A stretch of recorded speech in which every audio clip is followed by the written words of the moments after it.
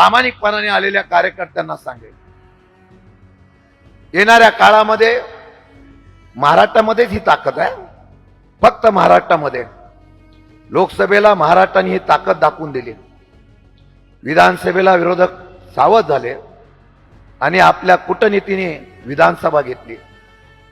महाराष्ट्रात इतिहास घडू शकतो आणि इतिहास घडवण्याची ताकद माझ्या पक्षामध्ये का आहे.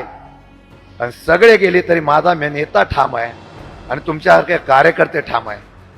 आपण इतिहास घडूया.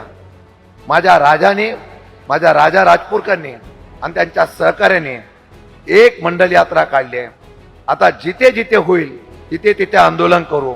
खासदारांनी सांगितल्याप्रमाणे वेळ पडली तर ज्या दिवशी या निवडणूक आयोगाचा ईव्हीएमच्या असलेला घोटाळा असेल, मताची चोरी असेल, ज्या वेळा माहिती पडेल त्यावेळेला पहिलं राज्य कुठलं रस्त्यावर उतरलेलं असेल तर ते महाराष्ट्र राज्य असेल.